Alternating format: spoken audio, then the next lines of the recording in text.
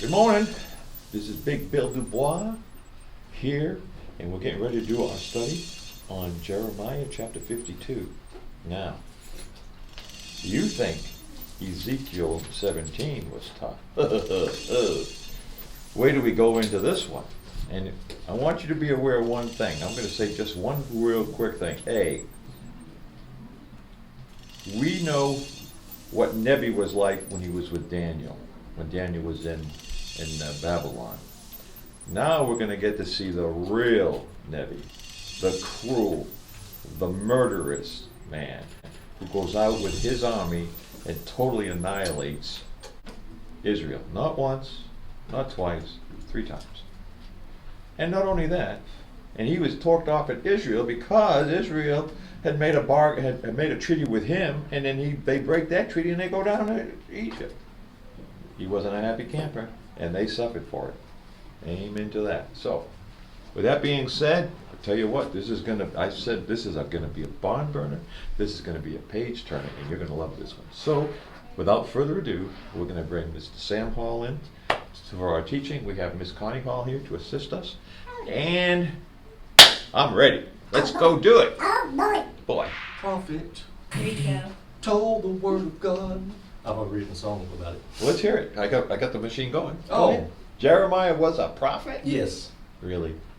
Yeah. Speaking of prophets, let me come over here and we're going to bring in Sam's CD. Isn't that pretty? Isn't that a nice cover there? The lamb wins. Notice that little lamb Next there? time you need to have one open so that they can see what the CD looks like too. Yeah, the That's CD. But don't do it right now. The because artwork, That's just, the artwork is great on this one. Well, And the music is great too, but I wanted to zero in, like we said before, if you want one, you message me, and I will get with Sam, and We'll send you out one. we'll send you out one. They're $10 a piece. So it's well worth the money. Well worth the money. Because I listened to it the other day, and it is really good. It's good stuff. So Right let's- out of the Bible. That's right. All of CDs that Sam does is Bible based on verses and chapters within the Bible. He has his little twist to them, Mm-hmm. but they're very good. And I think he makes the Bible interesting when he does his music. he doesn't make it boring. That's No. right. And Connie over here.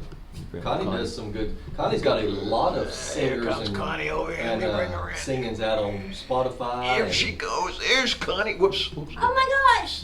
Let me bring you down a little bit. Spotify. There you go. iTunes. I really did brush my hair sometimes. That looks fine. You look fine. Yeah. This Miss Connie Hall, Copper Ring, is her. Copper Ring music, yeah. His music is hers, and she does a lot of Christian music, and she's getting pretty popular out there. She does a little bit of Elvis nowadays too. So You're let's- welcome. Almost the same thing. Alrighty. We are going to continue on. Actually, it is kind of a continuation from last week with Ezekiel 17, but it's Jeremiah 52. And to begin with, I want to read way back over in 2 Kings. If you want to turn there, you can. 2 Kings chapter 24, and starting in 17, it says, "And the king of Babylon," and that class, who would that be? We call him Onebis. Old Nebi. Onebs. "And the king of Babylon made Mattaniah his father's brother king in his stead, and changed his name to Zedekiah." Okay, this is where this comes from. And it says, "Zedekiah, king of Judah." Zedekiah was 21 years old when he began to reign, and he reigned 11 years in Jerusalem. And his mother's name was Hamutal, and the daughter of Jeremiah of Libnah, another Jeremiah. And he did that which was evil in the sight of the Lord, according to all that Jehoiakim had done, the one previous to him, which was a great evil king. For through the anger of the Lord it came to pass in Jerusalem and Judah, until he had cast them out from his presence, that Zedekiah rebelled against the king of Babylon. Now then we tick forward a little bit over to Jeremiah. If you want to get the full story, always go back to 1st and 2nd Kings, 1st and 2nd Chronicles. It fills in a lot of the blanks as to when and where and who. But this is the area that we're talking about again. the Babylonia here, and this large area that swoops down into here, and here, of course, is the little old city of Jerusalem, which is not a little old city, it's a big old city. And Jerusalem is now, if you'll see here, it says, Jerusalem, wake up. That's what a title is. In other words, you've been told and told and retold, thus saith the Lord. And you have these kings sitting on the throne, quote unquote.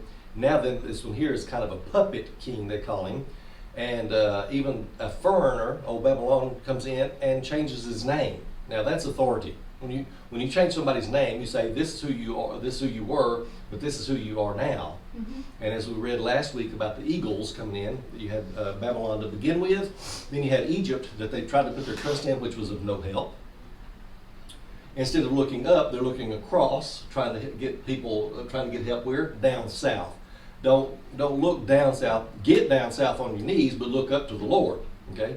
So let's start off here with Jeremiah and see what Jeremiah fills in the blanks to with what Ezekiel has seen, that we studied last week, but we'll see a few years later. And Jeremiah's pretty,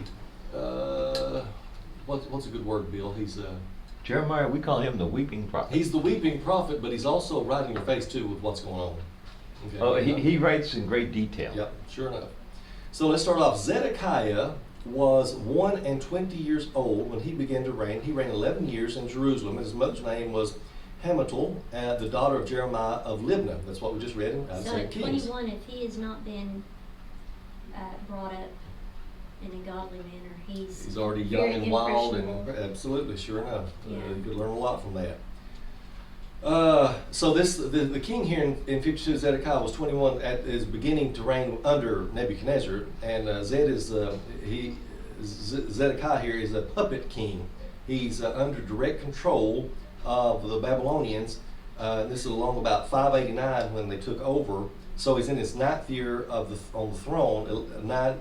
He's already been there, but he's reigned under as the king of Judah, but now he's under the reign, if you will, reigning, but under the reign of the Babylonian Empire. See, That's not a good situation, folks. That's not a good situation to be in.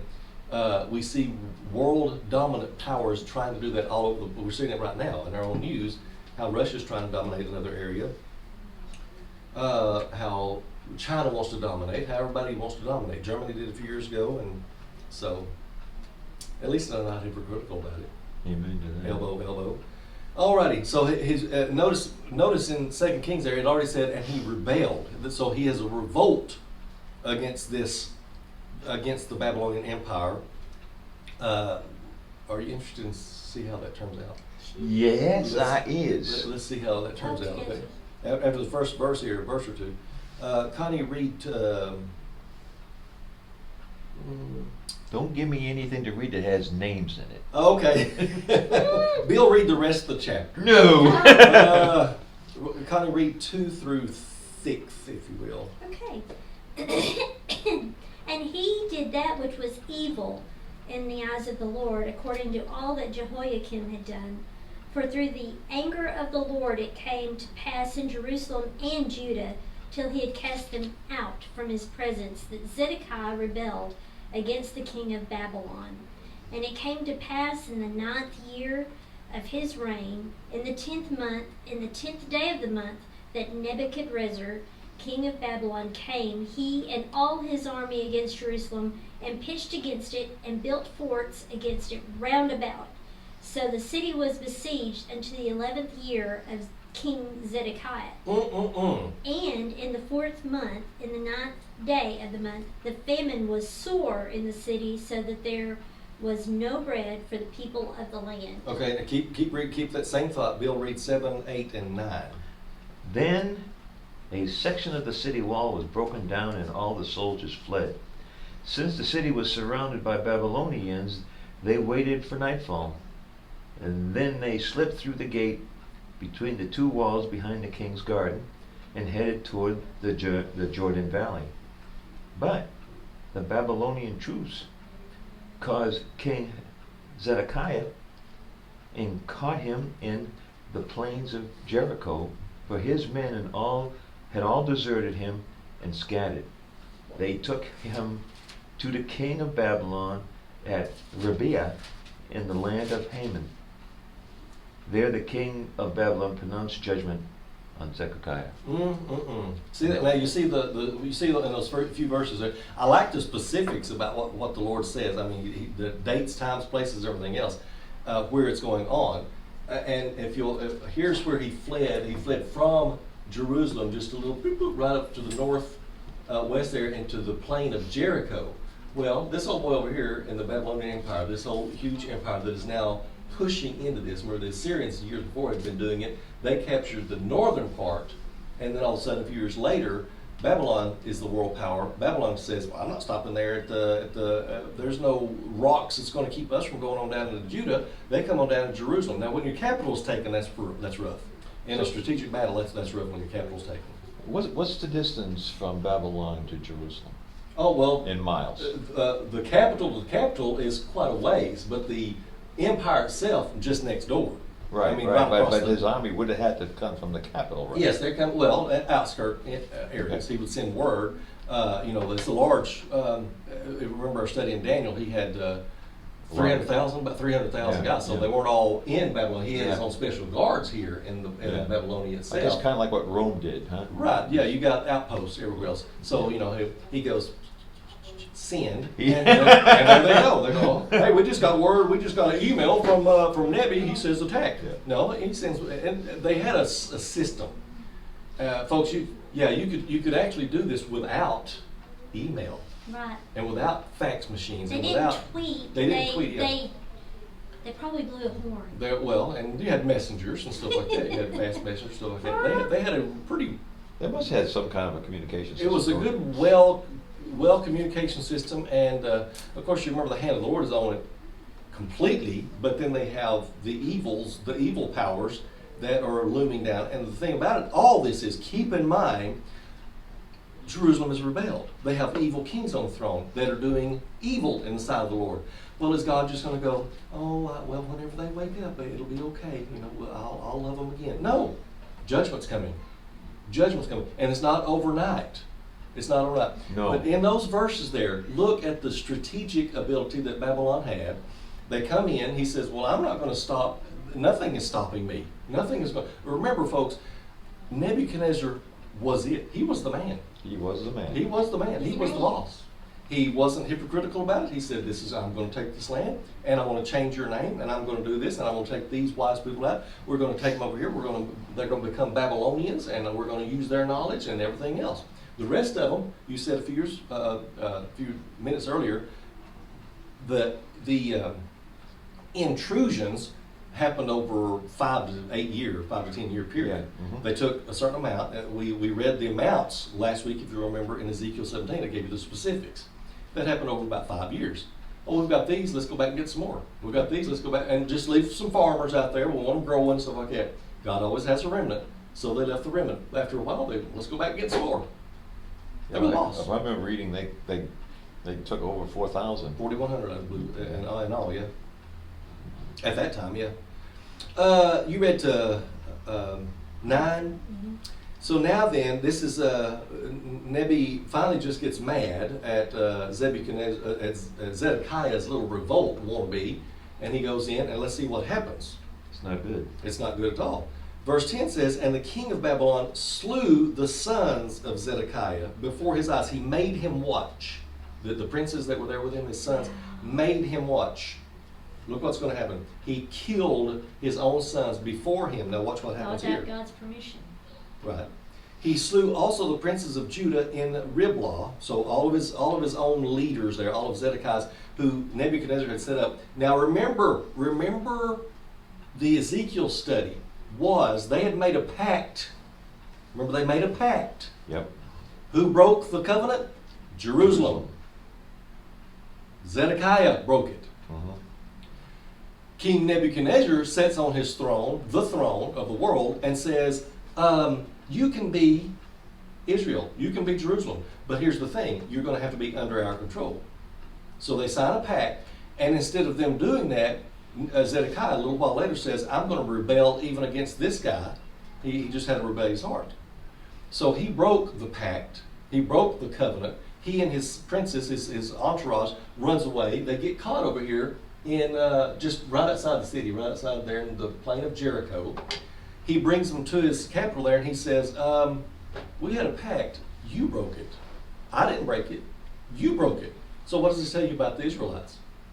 They were dishonest. Well, you know, the thing you got to think about it is, what did he think would happen?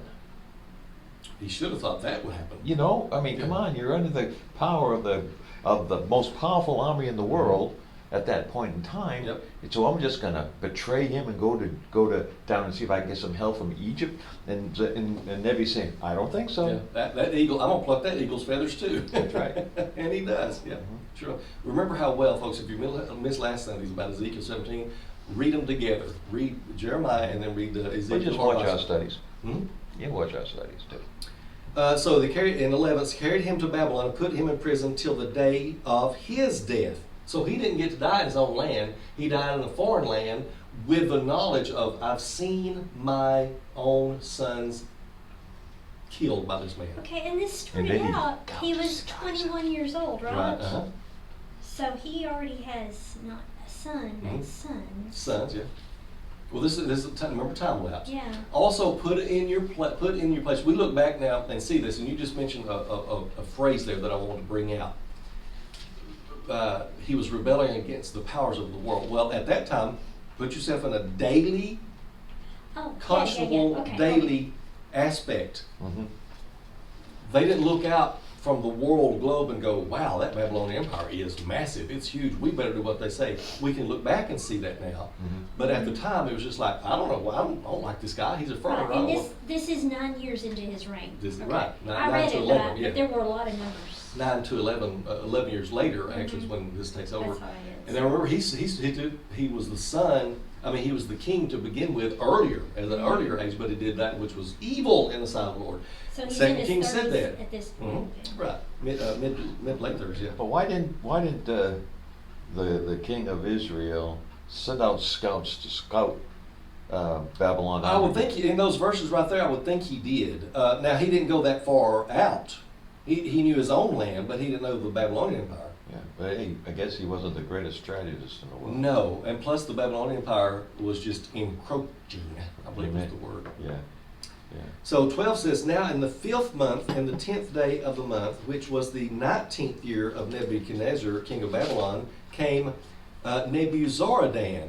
This is an interesting name. This is what fills in some blanks that Ezekiel left out. Here's this man is Nebuzaradan, captain of the guards which served the king of Babylon into Jerusalem. He is the chief marshal. He's the top dog as far as Nebuchadnezzar says, I need this done in my military. Well, he calls on this guy here. Now, from 13 on to about 20 or 21, I want y'all to read these back and forth, and I just want you to note the bountiful booty that was taken by Nebuchadnezzar from these people. And this is broken down almost piece by piece. There's some nice stuff that goes on in this land. Yeah. Don't you be looking at me like that. The voluptuous booties that are taken out of Israel here. Plunder, if you will. Plunder is putting it mildly. Plunder, yeah. Plunder. Now notice it says there. Notice what they did too. I want to look at 13. Burned, 15 residue, 25 took, 26 took, 27 out of his own land, 28 carried away, 29 carried away. I want you to notice what's taking place. That's why I wrote in here as my title, Jerusalem, wake up, look what's happening. You're being captured and destroyed and plundered. The poor, Well, you know, when you look at it, is the laborers. he's actually Well, they left a lot of them there. Yeah. from verse 13 all the way through 29, 30. Well, read 13 through 17, Bill. All right. And let's just fill in the gaps here. Okay, 13. He burned down the temple of the Lord, the royal palace, and all the houses of Jerusalem. He destroyed all of the important buildings in the city. Then he supervised the entire Babylonian army as they tore down the walls of Jerusalem on every side. Nebuzaradan, the captain of the guard, then took as exiles some of the poorest of the people. The rest of the people who remained in the city, the defectors, who he had declared their allegiance to the king of Babylon, and the rest of the craftsmen. But Nebuzaradan, the captain, allowed some of the poorest people to stay behind in Judea to care for the vineyards and fields. Mm-hmm. The Babylonians broke up the bronze pillars in front of the Lord's temple, the bronze water carts, the great bronze basin called the sea, and carried all the bronze away to Babylon. They also took all of the ash buckets, shovels, lamps, snuffers, basins, dishes, and all the other bronze articles used for making sacrifices at the temple. Nebuchadnezzar, the captain of the guard, also took the small bowls, incense burners, basins, pots, lampstands, dishes, bowls, and used for liquid offering, and all the other articles made of pure gold and silver. The weight of the bronze from the 2 pillars, the sea, and with the 12 bronze oxen beneath it, and the water carts was too great to be measured. These things had been made for the Lord's temple in the days of King Solomon. Each of the pillars was 27 feet tall and 18 feet in circumference. They were hollow with walls 3 inches thick. Okay, right there. Turn back, while I'm going to say this here, turn back, Bill, to 1 Kings 7:47, and you just read an interesting part there. He reiterated first there. 1 Kings 7:47. And let me say this about this chapter. All this is going on. You mentioned some people that were saying, "Okay, yes, sir, Nebuchadnezzar, I'll follow you. I'll do what you say." Remember verse 6 here in 52. It says, "In the 4th month, in the 9th day of the month, the famine was sore in the city, so that there was no bread for the people of the land." A severe drought, a severe famine was going on. Now then, they've come in and plundered and taken and destroyed their temple. Okay, so no food physically, no food spiritually. The people are out there, and Nebuchadnezzar says, "I'm over here. I got food, I got bread, I got water." And they go, "We're going to follow him. We're going to do what he says do. We're hungry." Okay, we're hungry. See what he's done? He's destroyed their. This is the way you actually do war. I don't know what these people are doing today, but this is how you do it. if you want to plunder somebody, this is how you do it. What does 1 Kings 7:47 say? It says Solomon did not weigh all these things because there were so many. The weight of the bronze could not be measured. Well, a lot of stuff. A lot of stuff. A lot of nice trinkets that this man came in. Now, remember the story in Daniel of Nebuchadnezzar and his conversion. It took a little while, took a few chapters, but remember what finally happened. He finally realized, there's a God in heaven, and he's bigger than me. I want to put this stuff back over here, especially the stuff we took out of the temple and destroyed. Thank you, Lord God of heaven, for having mercy on me. In Daniel, it didn't tell you the vastity of what was taken. I mean, it would have had to taken a 1,100 square foot warehouse. Caravans after caravans and stuff like that. Now notice, when Solomon says, "Guys, just quit measuring it, there's too much." That's a lot. That's a lot. That's a lot of stuff. Okay, so this is how, now Babylon was already pretty well to do to begin with. They were up and coming from Genesis, the land of Ur. Remember that? The Chaldeans, where Abraham was taken out of? This was the land. The Chaldeans, the land of Ur. The Babylonians, after Genesis 9, 10, 11, about the Tower of Babylonia, anything that opposes the way of God. Notice how God uses what opposes him to get his people's attention. You've been rebelling. You're my people. I chose you out. It ain't going to work. I'm going to use something real nasty to come down and get you. Now, can you imagine the nastiest, greediest, ugliest people in the world coming and taking over your country and taking over your temple and taking over your king and now taking him, and you also mentioned too what Ezekiel said, not only did they kill his sons before him, then they put his eyes out. Yeah. Now he's poor, naked, blind, and nothing in a prison in a foreign land. For the rest of his life. For the rest of his life. And he died there. Folks, don't mess with God and his words. Don't mess with God and his judgments, or they're going to be on your head. This is what this is saying. Well, you know, Sam, that a lot of times when we talk about these different things in the Bible, we especially you, like to put yourself in that scenario. Mhm. Can you imagine the scenario that must have been?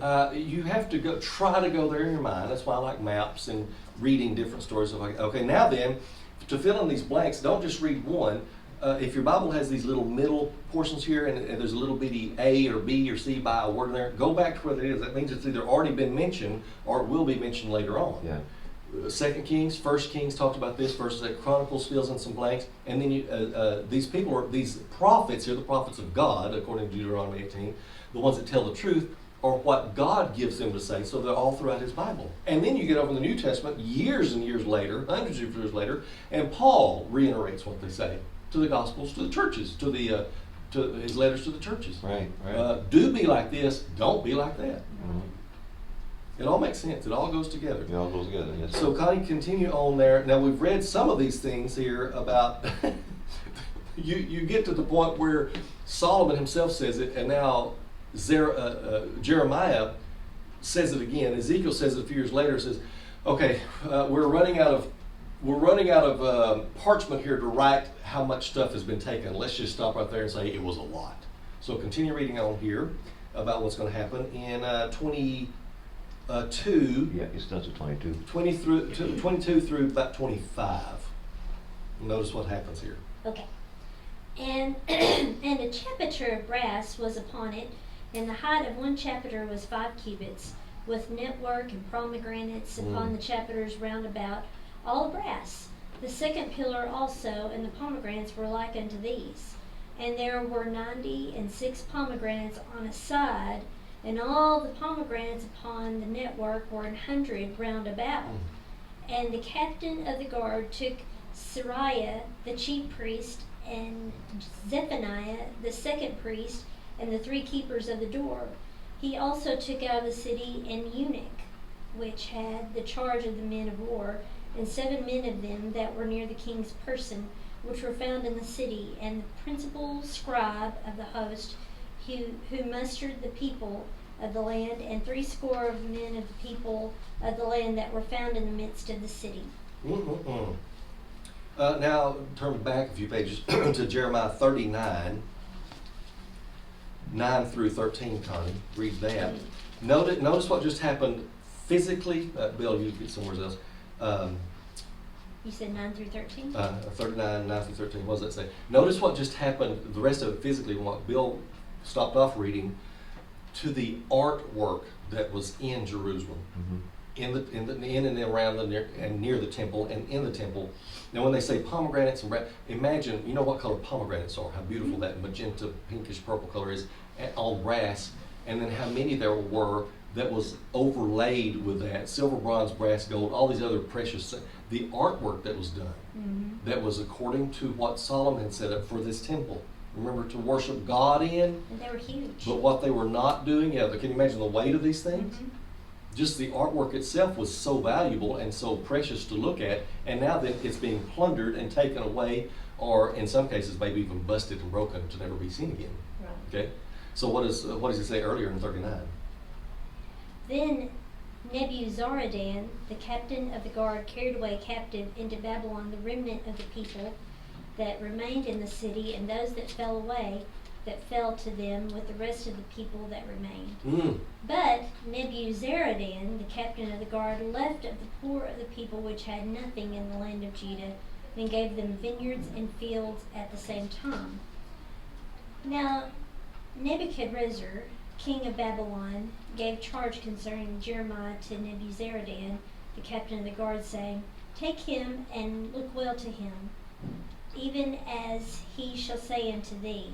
So Nebuzaradan, the captain of the guard, sent, and Nebuchadnezzar, sounds like something Mork would say, Rabsaris and Nergal-Sharezer, Rabmag, and all the king of Babylon's princes. You're welcome.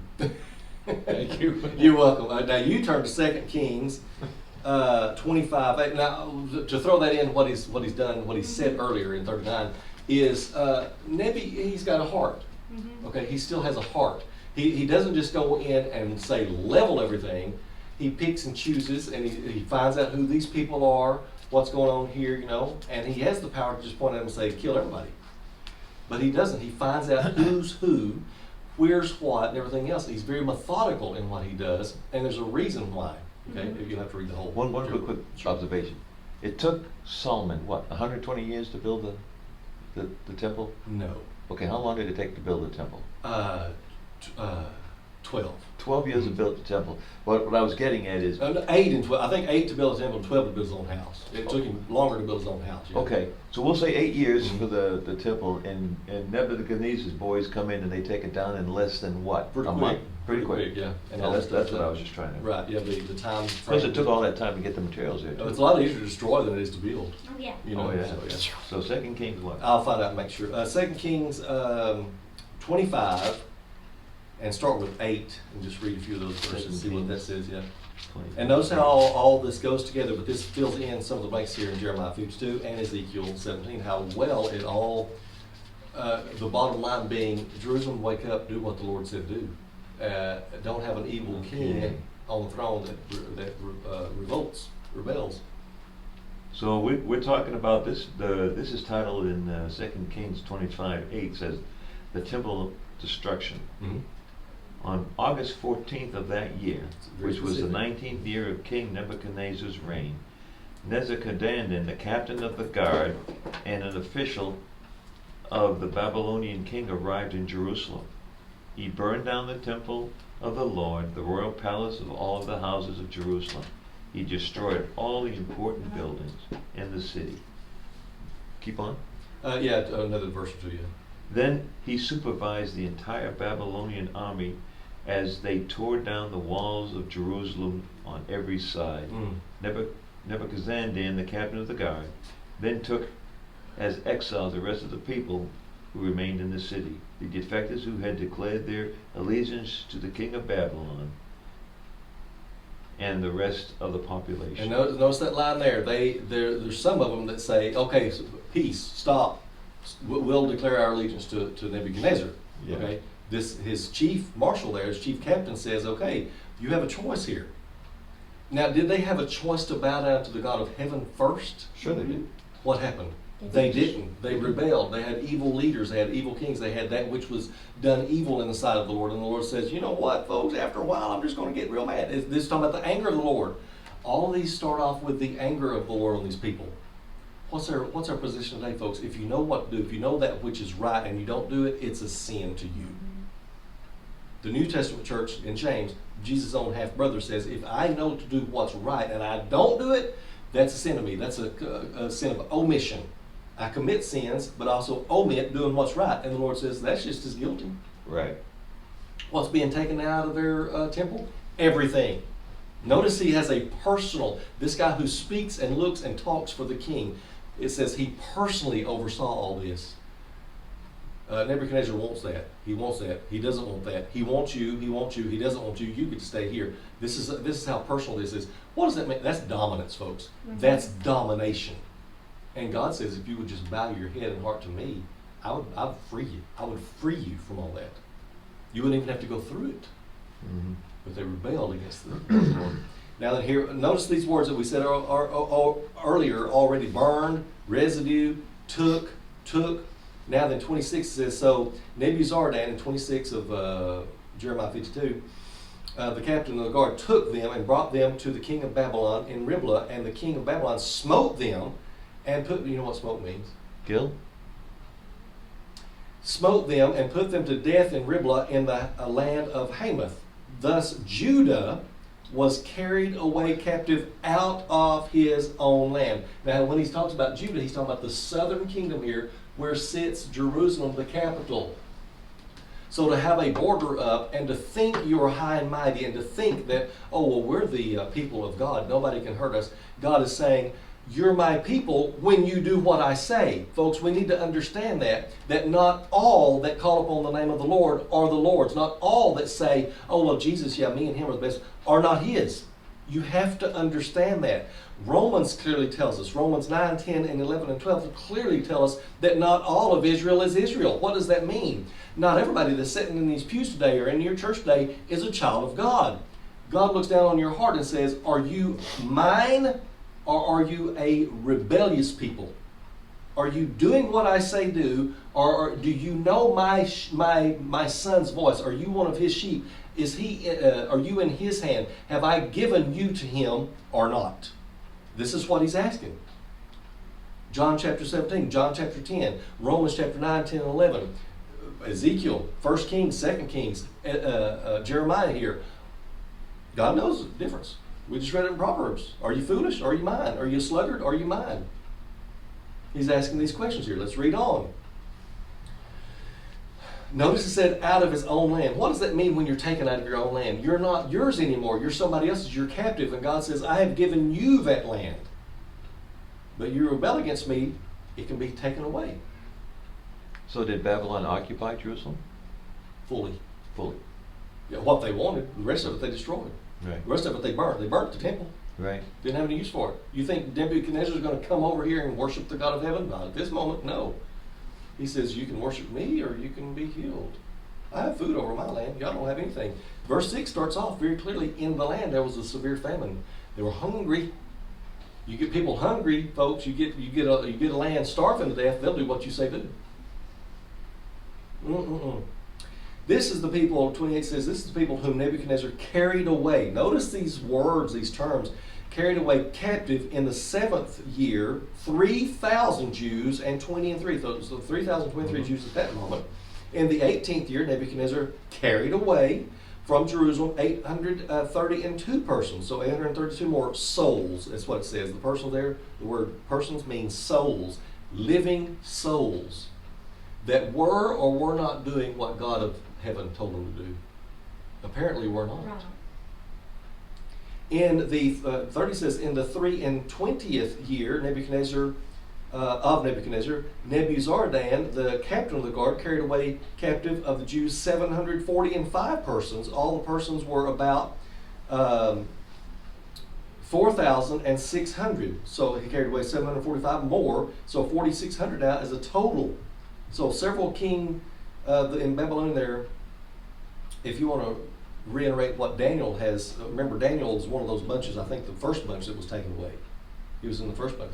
All this goes along with Daniel. What Daniel had to go through. Right.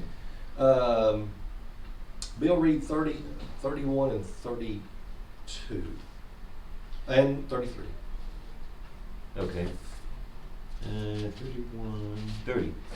In Nebuchadnezzar's 23rd year, he sent the captain of the guard, who took 745 more, and they totaled 4,600 captives in all.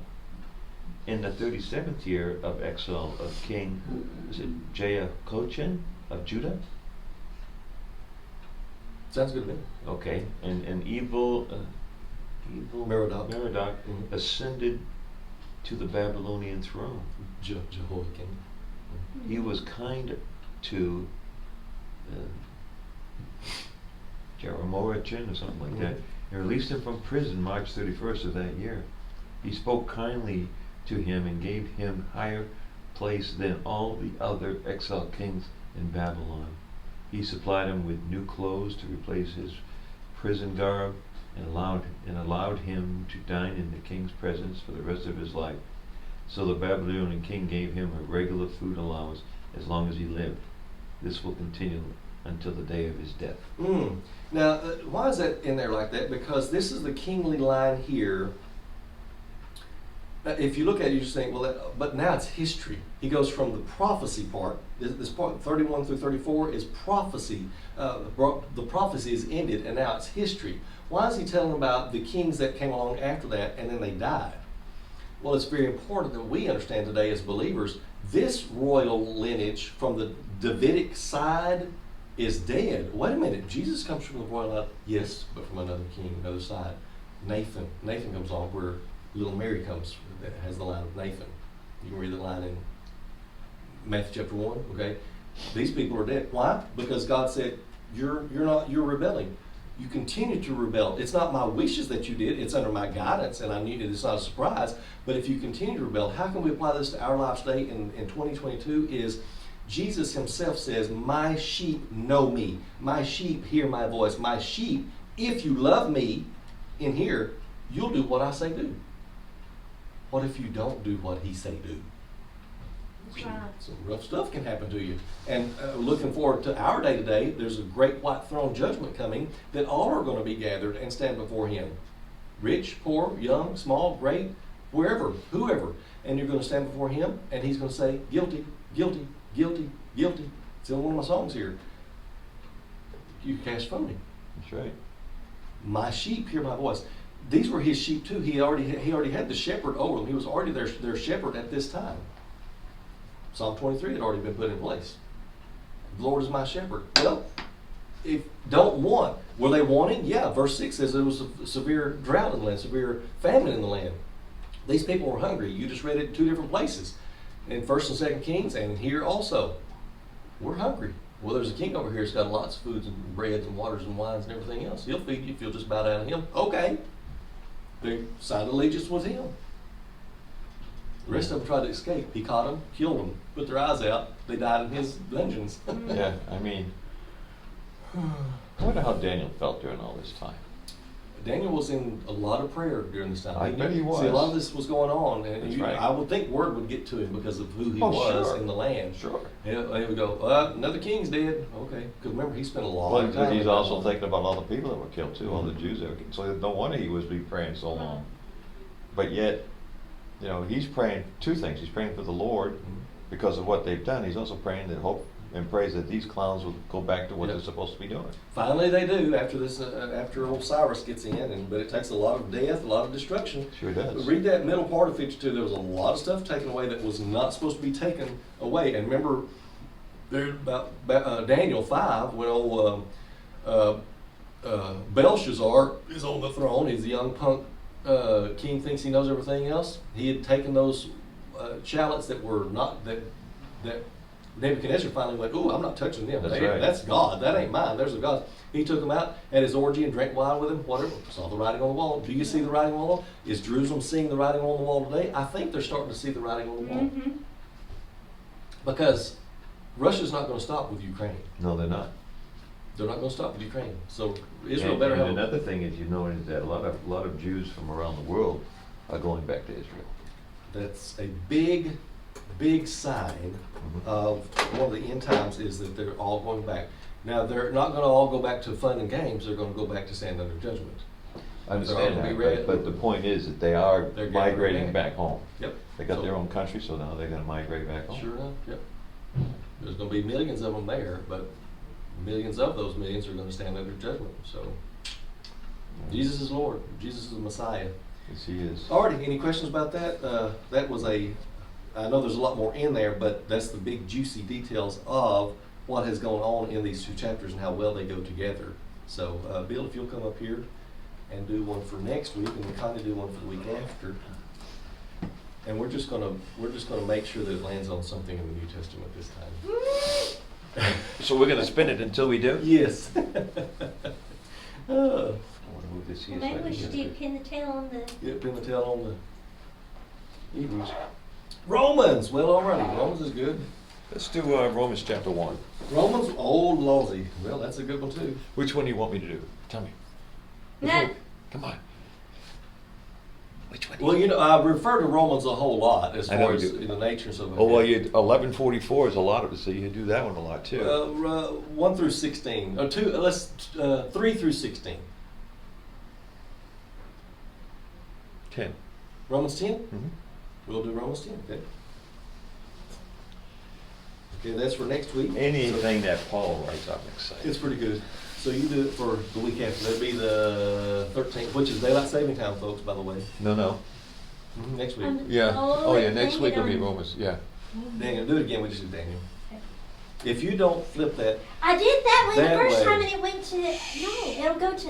It'll go You to know, the we're Old still Testament. we're still recording here. He's a problem. flip that counterclockwise. If you don't, You line it up for me, then. Okay. See. It keeps Matthew. Well, already 1 through 28. Because it was on Daniel. Yes. Y'all saw that. And But see, I think we've already Ezekiel. done Daniel. Okay. Maybe One the through Lord 28. wants us to do Someday Daniel. I'm gonna See, find somewhere where I can get some respect. 1 through 28, Rodney, come on. Miss Dangerfield, pick a number. Oh, We're in Matthew. Matthew 1 through 28. Hmm. 4? That's great. No, Okay. 14. 14. Oh my goodness. I Matthew really 14. love that chapter. So that's that'd be the Romans, 20th. I did, what I did Romans. Romans 10. 10. Yeah. So you can tell it's a surprise to me what we do. So, alrighty. Is it Matthew 14? Did you the- say 14? The ship, or am I in the wrong thing? Matthew 14. Uh-huh. Well, it's the death of John the Baptist and the 5,000 fed. Oh, well, that'll work. That'll be good. Well, We need to go through that. And Jesus walks on the sea. That's what I 36, was 37. thinking, yeah. That'll work. That'll be good. Any of the gospels. I knew there was a seascape in there. We haven't been in the New Testament for a while. Well, that's why I wanted both these this one and the next one to be New Testament. The Old Testament, I love it, but my goodness, it's thick, y'all. It's heavy. Well, we're already. So anyway, we want to thank you for watching our Jeremiah chapter 52 study today on Sam Hall's One in the Chamber Bible Ministry. And you're going to notice that there was some things in there that regarded us to, that's not dirt, that's just the brown on his skin, on his hair, see. Anyway, we were very blessed to have Sam and Connie here today, and that's my buddy BB right there, and we're out on the patio. I did not finish at church today, so I figured he's blocking my view. But anyway, you can hear me. This is the Beebs. We'll see you next week when we do Romans chapter 10. I want to thank our responders. I want to thank our military. And I want to thank Sam and Connie for having one heck of a study. I want to say God bless America. God bless our troops and our first responders. So, we'll see you guys later. Again, we want to thank you for watching our study. Right, Beebs? Can't get much closer than that, right, baby? No, you can't. Look at you. Yes, you my baby. That's my boy. Anyway, great study today. It was really a great study. We'll see you next week.